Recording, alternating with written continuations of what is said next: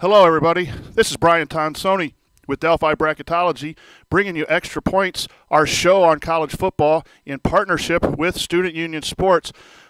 We had a wonderful week one, some great matchups, some big upsets. We're going to send it over to Daniel Jakes for a quick recap of week one. Take it away, Daniel.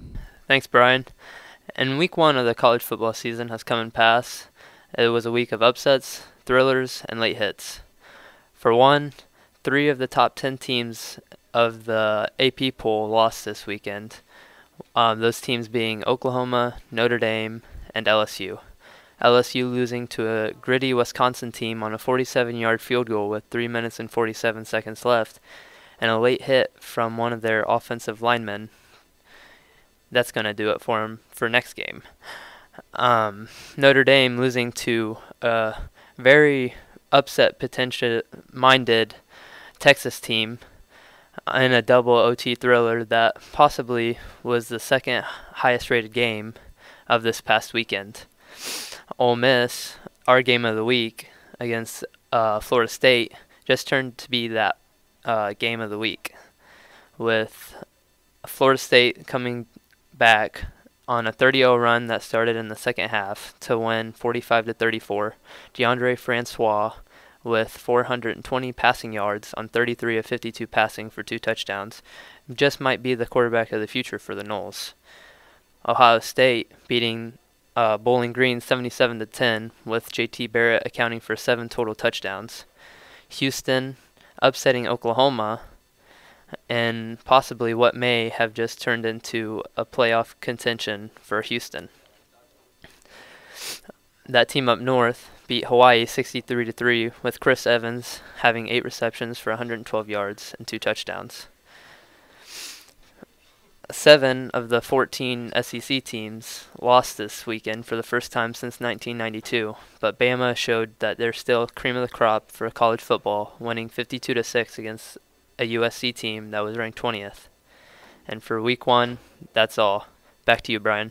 Thanks, Daniel. What an interesting week one we had in college football. A lot of close games, some overtime, some kick return, field goal return for a touchdown, a 2-point to tie the game in Notre Dame, Texas, and my first trip to Lambeau Field, losing a phone. Excellent week of college football. I'm with Cole Rickles, junior, second-year member of our club. What's your takeaways from week one? The biggest takeaway is the state of Texas. We got the Aggies winning, the Texans and Houston all in big upset games. It looks like that entire state is coming out to play this year. Also joining me is Will Schwindler in his first year, senior. Will, your takeaways from week one? It looks like Texas is going to be really good this season. Alabama, I think, is a clear cut for a national championship. So our week one thoughts are over. We're getting ready for week two, but we're going to send it over. Cole has recorded a hot cold segment, and he will talk about the teams that are hot and cold. So Cole, we're looking forward to this segment. Cole Rickles here with your hot and cold week. Thank you, Brian Tonsoni, for sending it over. For the hot teams of the week, we have the state of Texas in general. We have the Aggies over UCLA, Texans over Notre Dame, and Houston over Oklahoma. I mean, it's hotter than 2 rats in a wool sock right over here, okay? I mean, there's no getting around it. Texas came out to play. And for our cold team of the week, we have LSU. Leonard Fournette, he's stopped by Wisconsin's weak and young defense somehow. And then they end up losing to an unranked Big Ten team. Brandon Harris, he throws 2 vital interceptions that cost him the game. They're ranked number 5, yet they're playing like an unranked team. I mean, it is just it's colder than the Arctic over here. I mean, nothing compared to Texas. You know what I'm saying? Back to you guys in the studio. Thanks. Some great games week one. That leads us into our first segment of week 2 games. Week 2 is not as exciting as week 1, but there are some good matchups. We're starting off with Texas Tech versus Arizona State. Both teams 1-0. Texas Tech had a quarterback, Patrick Mahomes, that went for 6 TDs. Cliff Kingsbury, he's a good-looking guy according to the ladies on Twitter, so just watch him because he's kind of cute, and his offense scores some points. Arizona State had a young QB. Manny Watkins led the Sun Devils to a strong second half after a bad first half, and the Devils will be at home. Is that enough advantage to take care of the Red Raiders? Let's go to Will. Will, what do you think on our first game, Texas Tech versus Arizona State? I think it's going to be a really good game. I think Texas is probably going to pull out the win with Justin Stockton. He looks like he's going to come back from a dismal week 1 and be a key player. First game. As we can see, Arizona State came out slow last week, so I can see Texas Tech coming up with an early win, but I think that they'll pull out the win as well. I'm leaning towards Texas Tech in this game. Game 2, South Carolina 1-0 versus Mississippi State 0-1 in a SEC conference game. South Carolina coach Will Muschamp won his debut in a come-from-behind fashion. A kicker shout out here. Elliott Fry hit a game-winning 55-yard field goal for the Gamecocks. Mississippi State, Dan Mullen needs to pull something out because his team was upset in week 1. They lost Dak Prescott, starting quarterback for the Cowboys, and they really didn't do much after a 17-0 halftime lead. This game is going to be vital. Are the fans of Mississippi State going to be saying we need more cowbell because they aren't ringing the cowbells in this game? Let's go to Will for your pick, South Carolina versus Mississippi State. I think Mississippi State's actually going to pull the upset this week. I think that their quarterback, Damian Williams, is going to come be a huge factor with the run game and also with the pass game. Cole, your thoughts on this game? I can see South Carolina coming out with the very active defense, but Mississippi State seems like a pretty balanced team this year, so I have them winning by 7 or 10. I'm going to go with South Carolina by 3 with Mr. Fry hitting another 50-yard field goal for the second win for South Carolina. Our third game is Iowa State 0-1 versus Iowa. Iowa State on the road with Coach Matt Campbell lost his debut to Northern Iowa despite wide receiver Alan Lazard having a big day catching over 100 yards and a touchdown. Turnovers and penalties doomed the opener for the Cyclones, and they haven't been very good for quite a while. This is a rivalry game. They playing for the Cy-Hawk Trophy. Iowa had an opening game where their offense was on fire. They had an excellent run game led by Akram Wadley and LaShawn Daniels. Their quarterback is C.J. Beathard, but we know his brother a lot better, Tucker Beathard. He sings Rock On, up-and-coming country singer. So I prefer Tucker over C.J., but I think Iowa is the pick here to win the Cy-Hawk Trophy. Will, your thoughts on Iowa State versus Iowa? I think Iowa's going to come out and get this win. Akram Wadley is going to have a really good game, and I don't see them losing. Cole? I think Iowa State represents a lot of question marks with the new coach. We haven't really figured them out yet, so I can see Iowa coming out pretty slow, trying to figure out their offense. And but I think Iowa is going to pull away from this one pretty strong. I think Iowa by at least 17. Big Ten continues to shine, and we look forward to that. At this point in our show every week, we give our listeners a tailgate tip, and we're going to throw it over to Jensen Reef for this week's tailgate tip. What do you say, Jensen? Thanks, guys. Who doesn't love tailgating? Whether your favorite part includes eating the grilled foods, drinking your favorite cold drinks, or even enjoying the classic game of cornhole where your boards are designed to match your favorite team. This week, we're providing the tailgate tip of extra ice. Just remember, 2 to 3 bags of ice at least, because once you get out there, it's a long haul back. So you can always put them in a trash bag or even load them up in a cooler and put them in your vehicle. I hope this tip was helpful for this week's games. I hope you guys have a good weekend. Back to you guys. Excellent tip. You can never, ever lose a tailgate, so make sure you follow our tips. Thanks, Jensen. We're back with our second segment of games. We're going to lead off with Virginia Tech 1-0 versus Tennessee 1-0 at the Bristol Motor Speedway. A crowd of over 150,000 is expected right in the middle of the infield. It's going to be a big game. Virginia Tech is facing a really big game. They want to make noise this year. Quarterback Jared Evans won a 3-way battle and responded with 4 touchdown passes. He'll have to manage the game smartly against Tennessee. Tennessee won in overtime on a fumble recovery in the end zone by the offense. Their quarterback, who was an outside chance for a Heisman, really had a poor performance in week 1, Joshua Dobbs, and he had some questionable decisions, and they had to come from behind late. Tennessee was a top 10 team. They sure didn't play like it. Let's go again to Will. What do you think about this game, Virginia Tech versus Tennessee? I feel like Tennessee's a little overrated this season, and I think Virginia Tech's going to come out with Jared Evans, the QB, and pull away with the win. Very good. Cole?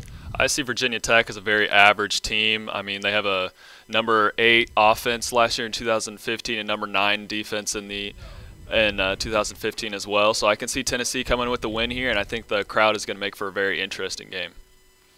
And our next game is BYU 1-0 versus Utah 1-0. BYU won the opener at Arizona, which was a big upset. And head coach Kalani Satake made a decision to replace a kicker, another kicker shout-out, for the game-winning attempt at 33 yards. And the freshman was able to, Jake Oldroyd, hit the field goal, and they won game one. The defense is very strong for BYU. They're going to need it this week, led by Kai Nakua, a safety. And if he shows up with his teammates, they could win their second game. Utah, Troy Williams is his first start at QB. I'm not really a big fan of Troy Williams, but the guys here know why. But he threw for 272 yards and 2 touchdowns, and the Ute offense is going to have to carry the day. Will, your pick for BYU versus Utah? I think that BYU is going to come out with the win, and I think Jamal Williams is going to have another 100-yard game this weekend. Utah, they're still breaking in a new QB, and BYU hasn't won this matchup since 2009, so I can see them having a greater desire to win here, so I see BYU winning. Okay, that's our 5 games of the week. Major games. We'll come back with the game of the week later. Now it's off to Marcus Austin with an update on our Heisman Watch. Take it away, Marcus. Marcus Austin here bringing you your Heisman Watch for Week 2. Number 5, we have Baker Mayfield. He had an average game this week, along with Leonard Fournette. Those two, they didn't play very well, and both their teams lost. So in the 3 spot, we have Nick Chubb. In the 2 spot, we have J.T. Barrett. And the number 1 Heisman Watch for this week is Christian McCaffrey, the runner-up from last year. Back to you, Mr. Tonsoni. Okay, there's an update on all of our stuff so far. Heisman race always will change week by week. We got some new additions in there. Now our game of the week, Arkansas 1-0 versus TCU 1-0. Arkansas survived a 1-point game. More like it, I survived standing next to a picture of Coach Belima without his shirt on at game day. It was made for a quite interesting game day experience, but Arkansas is going to need to control the clock here in this one because TCU put up some serious points. Coach Patterson was not happy with the TCU defense and giving up over 40 points, but Arkansas can possibly pull this out. Before we go to our panelists for picks, though, we're going to send it to Dave Gilbert for the tradition of the week. Dave, take it away. Thanks, guys. Riff, ram, ba, zoo, lickety, lickety, zoo, zoo. Hoo, wah, wah, hoo. No, I'm not speaking a foreign language, although that might what it appears like if you're walking around the campus of TCU on a game day for football.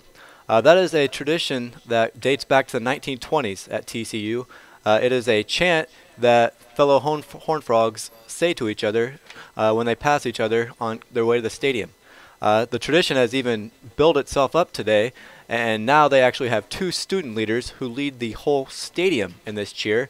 And then at the end, the last part, which goes Give 'em Hell TCU, they have a famous alumnus such as LaDainian Tomlinson, Andy Dalton, or even Jake Arrieta flash on the big screen at the stadium, and that really gets the crowd in a frenzy as they all scream that last part, Give 'em Hell TCU. And that is a famous tradition at TCU. Back to you guys. Always good to have a chant and a cheer. Something great about college football is the fan involvement, and so thanks, Mr. Gilbert, for that. Now we're going to send it to our traveling reporter, Kyle Klein, who's in Fort Worth, Texas, or somewhere in Texas. Kyle, take it away. Hey, guys. Thanks for sending it over to me down here in beautiful Fort Worth, Texas. I've been searching all over for this shirtless Brett Bielema, and I just can't find this guy. So even though he could be a close relative to Mr. Tonsoni, I don't think this is even going to be a close of a game. I mean, TCU ranked 13th. They're 1-0. So is Arkansas. They're 1-0 for the first time in maybe this decade. I don't know. But Brett Bielema only has a 19-20 record with Arkansas. He probably should have stayed up there in Wisconsin with the solid Big Ten. Go Big Ten. We've got Brett Bielema also, little known fact, is the highest paid state employee in all of Arkansas, $3.78 million. I'm a state employee, and I make $3.78. So, but that's neither here nor there. So we got to go with TCU. I mean, last week their QB threw for 439 yards. He had 2 touchdowns. He did have 2 interceptions, but my thought is just keep throwing it to his favorite wide receiver, Taj Williams. And he hauled in 11 receptions for 158 yards last week. Just keep throwing it deep. I know there's some questions about the Horned Frogs defense. I think this week they're going to get it back with those Razorbacks, who I just don't think they have the offensive power or the defense to stop TCU on both sides of the ball. So thanks a lot for the spot down here in Fort Worth, guys. Back to you. As always, Kyle Klein brings you a quite enjoyable segment. I wish he'd come back to school and do some work, but he's out traveling. Okay, Arkansas, TCU, what's your pick? I think I'm going to have to take TCU here. I think that they're going to keep moving the ball pretty efficiently, and the defense is going to come back ready to come out better than last week. Yeah, I see TCU with the blowout. Their air raid offense with Kenny Hill is just going to be too much for Arkansas. So TCU by, I'd say, about 31-14, I'd say.